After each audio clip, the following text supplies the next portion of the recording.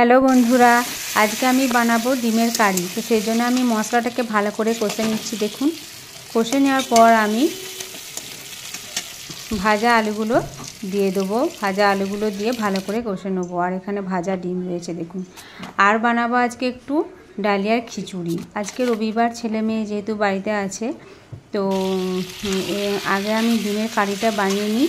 তো ভাজা আলুগুলো আমি দিয়ে দিলাম, আর লাস্টে গরম জল দিয়ে ভালো করে ফুটিয়ে আমি লাস্টে ডিমগুলোকে দিয়ে দিলাম। তো ডিমগুলো দেওয়ার পরে ভালো করে একটু নেড়ে নিয়ে নামিয়ে নেব। আর বানাবো আজকে, বললাম তো, ডালিয়ার খিচুড়ি। তো ডালিয়ার খিচুড়ি করার জন্য দেখুন সবজিগুলো সব কেটে রেখে দিয়েছি, আর ডালিয়া ভিজিয়ে রেখেছি। আর আগে আমি সোয়াবিনটাকে ভেজে নিচ্ছি, যেহেতু মেয়ে আমার সোয়াবিন খেতে ভালোবাসে, ছেলে মেয়ে দুজনেই খেতে ভালোবাসে। তো এর মধ্যে আমি সোয়াবিনটা ভাজার পরে সব সবজিগুলোকে দিয়ে দিলাম এবং ভালো করে একটু কষে নেবো, ভেজে নেবো।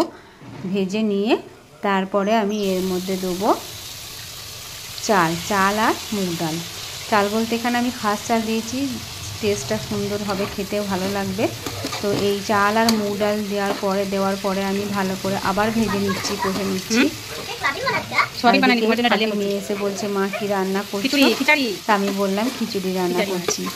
তো এইভাবে আমি ভালো করে কষে নেওয়ার পর লাস্টে দেবো ডালিয়াটা দিয়েও আমি আর একবার ভালো করে ভেজে নেবো বা কষে নেবো।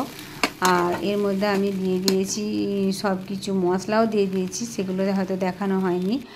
আর লাস্টে আমি দেবো ফুটন্ত জল দেওয়ার পরে এটা ঢেকে রেখে ভালো করে কষে নেবো। তাহলে আমার সব মশলা সবজি সব ভালো করে সেদ্ধ হয়ে যাবে।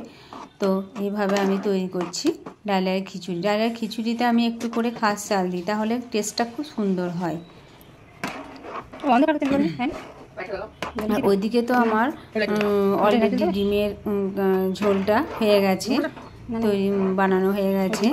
আর ডিমের ঝোলটা তো দেখে ভালোই লাগছে, খেতে টেস্ট হবে মনে হচ্ছে।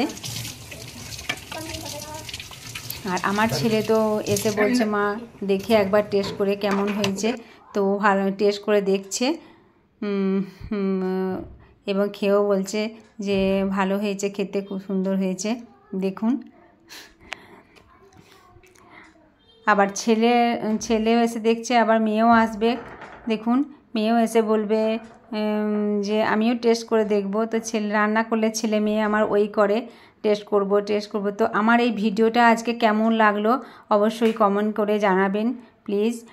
আর ভালো থাকবেন, আপনারাও ভালো থাকবেন আশা করি। এই দেখুন, মেয়ে চলে এসেছে। তো আশা করি ভালো আছেন সবাই। তো ভালো থাকবেন। আজকের মতো টাটা।